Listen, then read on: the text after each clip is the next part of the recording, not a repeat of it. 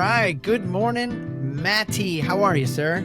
I'm doing well, Ken. How about yourself? I'm good, man. So, guys, we have Matthew Marks here, one of our top producers in the company. So, Matt, today we're going to talk about luxury. We're going to try to drop a little knowledge on folks in terms of what to expect, what you're seeing as an expert, what's selling, who's buying, what's getting built, your thoughts on what's going to happen in the market, and just kind of give people a bit of a download. So just real quick, man, in case folks don't know you yet, you came to Panama how long ago?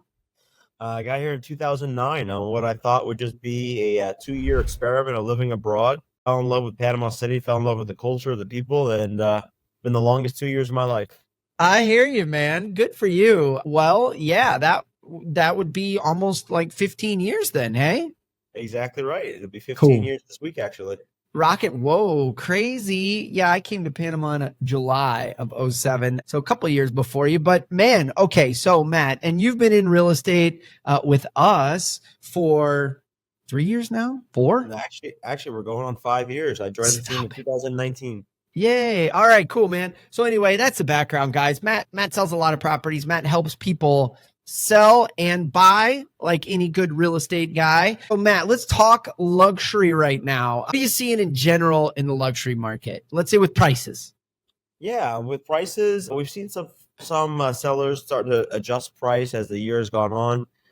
We have seen some prices go down, and it's created a lot more movement in the market. I equate a lot of that to, just being honest with sellers. The market was slow the first quarter of the year.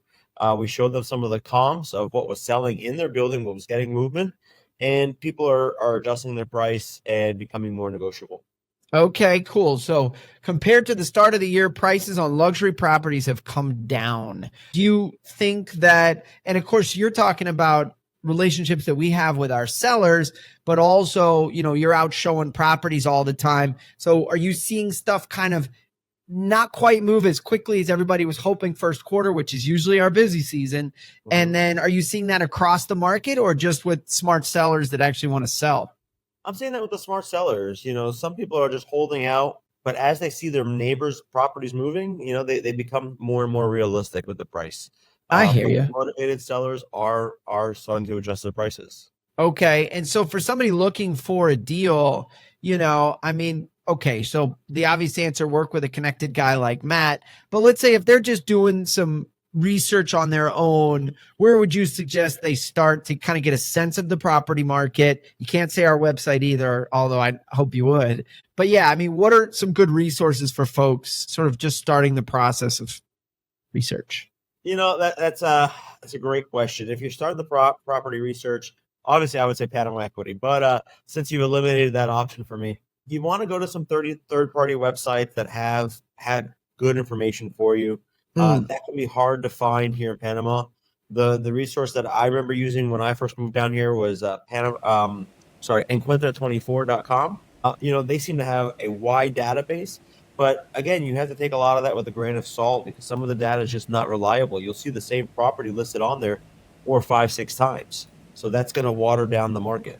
I also like to use our local MLS website, the Acobeer MLS. And I know you've said it a few times, Ken. It is a very small fraction of the market, but it's something to be the most accurate because you do have to be a licensed real estate agent to be on the website to be able to advertise. And those are properties that are listed exclusively with just one brokerage so that you don't have that same watered down effect that Encuentra already has. I hear you. Yeah, no, it's a bit more regulated, which is cool.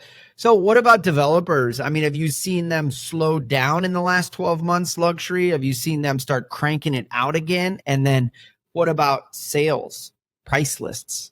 That's a bit of a tough market because the developers can control the information that can get leaked out, right? So I have seen some slowdown on the amount of new projects coming out. They've kind of adjusted from the luxury market and larger properties to more of an investor mindset. It's smaller properties that are coming with an Airbnb license. We're starting to see a lot of those projects pop up across the city here. The developers that do focus on luxury, they're still going strong. I'm talking about like your Grupo Los Pueblos, your Bird properties. Those are still marketing and selling their properties well. we have a lot of faith in Grupo Los Pueblos. They're expanding even now outside of the city to the beach market. Yeah, no, yeah, they're doing Margaritaville. That's going to be exciting. And I think it's definitely priced at a luxury price per square meter. So let's talk, let's see. So let's stay on developers. So guys like you mentioned GLP, you mentioned Bird. What makes them better than sort of other guys that are trying to do luxury? Like why should people kind of gravitate towards those known builders? Well, the last word you said there, they're known builders. Both companies have been around for over 40 years. They have a proven track record in Panama. And it's not a Panama problem. It's a global issue where, someone will announce pre-construction and you have to be concerned with who you're going to be handing over that money to. Is the project going to be completed? Are my funds going to be used appropriately? Both Burn and GLP do have a proven track record of completing projects on time in a timely fashion, and not really cutting corners. That's something you always want to look for when you're working with a real estate agent or someone that's on your side. We're in the tour while you're looking around. We're also looking under the counters and what's the brand of elevator they're using? Are there any burnt out light bulbs? The little things that might get missed. When you say under the counter, what are you looking for under the counter? Well, I want to see the quality of the material that's being used. I want to make sure that everything's hooked up correctly. Drawers pull out correctly, and they're not just jamming when you're pulling out on the drawer trying to pull out silverware.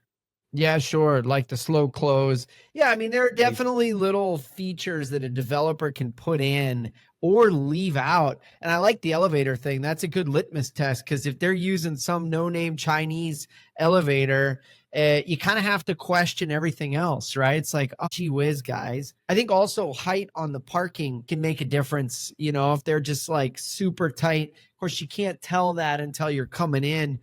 The building's got to be, obviously it's got to have parking ready. But no, okay, cool. So this year compared to like 3 years ago, for example, gosh, was 3 years ago the pandemic? No, that was 4-ish. So this time 3 years ago, the luxury market, where was it at compared to today? And where do you think it could be in 3 years, realistically? About 3 years ago, let's say 2-3 years ago, the market was really hot. Prices dropped during the pandemic, and that created a lot of interest in our local market because the American markets, the Canadian markets were just so on fire, overheated. The smart investor says, I'm not buying at the top of the market. I'm going to buy somewhere where the prices are down. So that happened, and we saw inventory start to shrink a little bit. Prices started to creep up again, but now prices have gotten to a level where the market has slowed down a bit.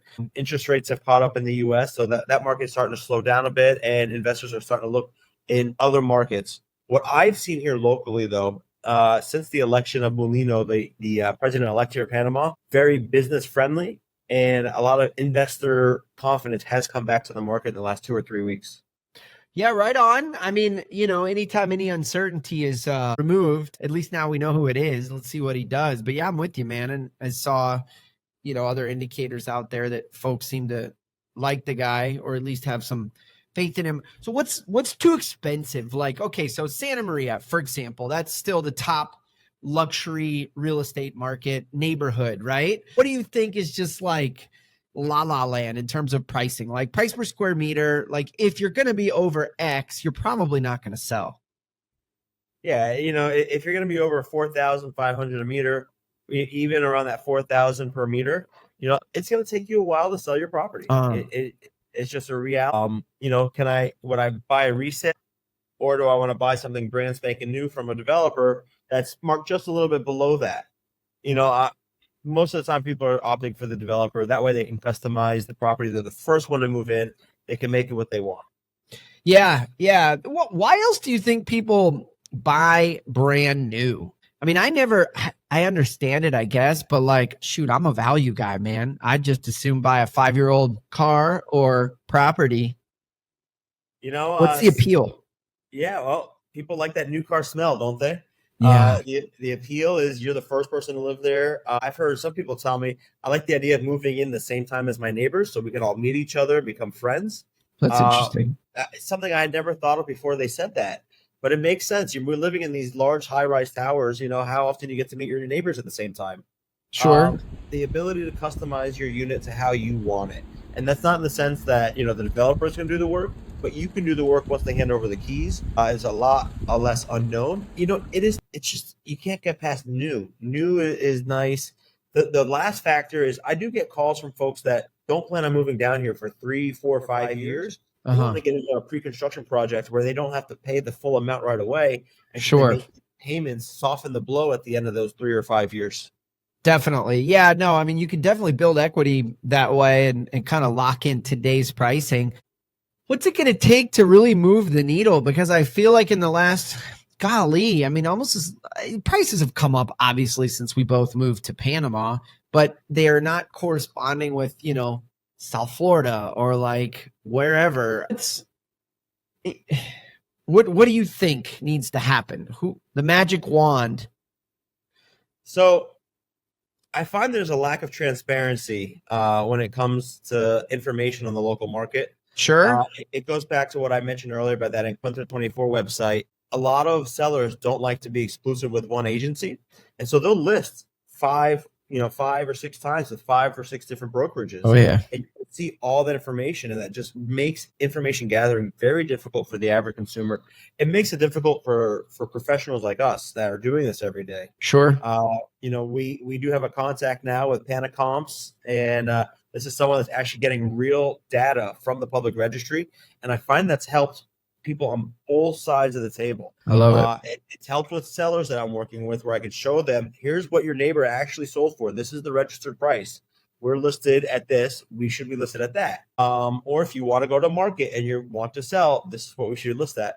But it also helps the buyers on the other side. Hey, I want to make sure I'm getting value. You said it yourself. You're a value buyer. You want to have as much information as possible to know. If I show you what has sold, not just in that building, but in that neighborhood, and what the trends have been, you're going to buy with a lot more confidence. Sure. And sell at a lot more appropriate price. Yeah, and presumably that will increase volume where there were people that were on the fence that never bought, or sellers that were really ready to sell that just were basing their sales price off the wrong information. So yeah, no, I mean, well, let's see what Mizrachi and all these new incoming younger guys in the Asamblea can do.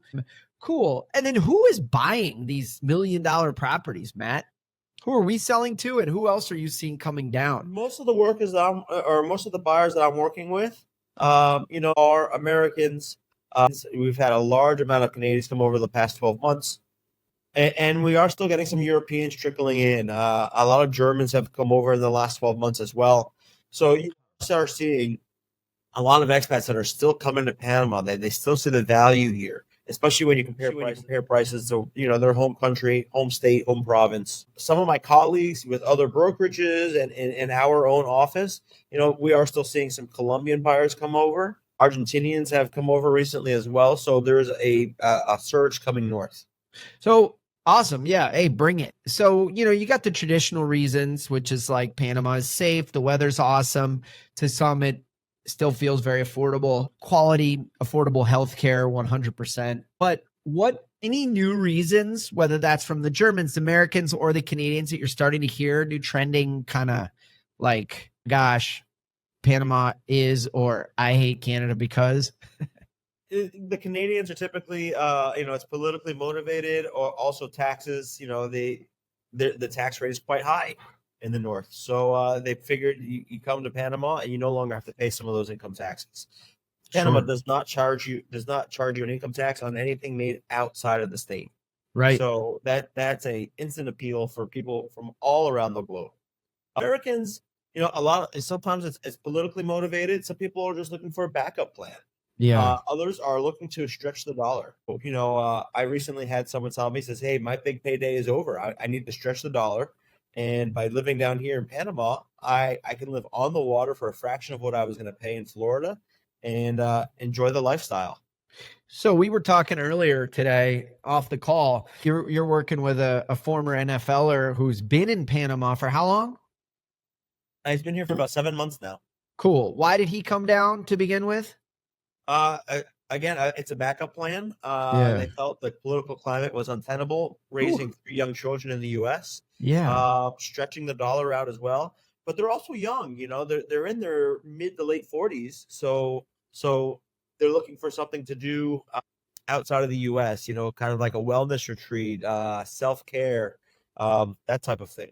Okay, cool. So yeah, you've got some people moving down with kind of an entrepreneurial aim as well. I was talking to a client from Denmark. He was saying how just, I mean, schools are great, healthcare is great in the EU, but there's just kind of like a social ceiling in terms of, you can never really get past and break through and just like do really, really good financially and build generational wealth in some of those countries, and particularly Denmark, because you've got a lot of taxes. I mean, he said the highest tax bracket is like 60%.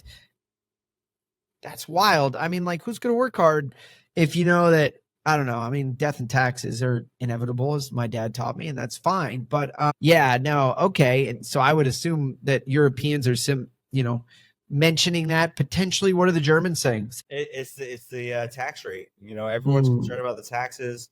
I recently was working with a German gentleman who's been here for 3 years, and he said quite simply, I was tired of living in the rat race. Sold everything he had in Germany, moved to Boca del Toro, opened a B&B with his wife, and says he's never been happier. Amen. 3 years ago? That's correct. He's gotten over the slump or the hump, because it's like Panama's amazing for the first couple of months, and then you're like, for service, not, but whatever. You roll with it. It's the tropics, baby. Okay, cool. What else can we share with folks in terms of luxury insight? I mean, we talked a little bit about supply. We talked about demand. We talked about future inventory. What makes something luxury in Panama? Like, what can somebody expect in terms of like, wow, nice? The deals are out there. If you're looking for a luxury property, I would focus on Santa Maria, the Ocean Reef Islands, even Costa del Este to some extent. Sure. Not all buildings are created equal, so you do want to make sure you're looking at multiple buildings in the same street. If you're looking for size, then you want to start looking at some of the older buildings, like the Miramar. It's still considered one of the top buildings because of the location. It's right on Avenue Balboa. Yeah. Incredible views of the city, 360-degree views from your newly remodeled lobby, and the penthouse units in there are over 8,000 square feet. They're just enormous. Hey, subdivide that bad boy. Cool. No, good insight, brother. Thank you for hopping on. Any closing words? We're just looking forward to having everyone down here. We're starting to get into the rainy season. It's raining outside my window right now. Yeah, it is. It's a great time to come down because the rainy season, it rains for an hour, you go on with your day. So it's best time to come down, find the best deals, and start your Panama dream. Yes, that's right. And you know who to call. Matt Marks, Panama Equity. Well, thanks, man. Appreciate you hopping on, amigo. And thank you all for watching. Like, share, do all that good stuff. And keep coming back. We'll be talking about more stuff. Have a great day, Matt. Thank you. All right. Bye.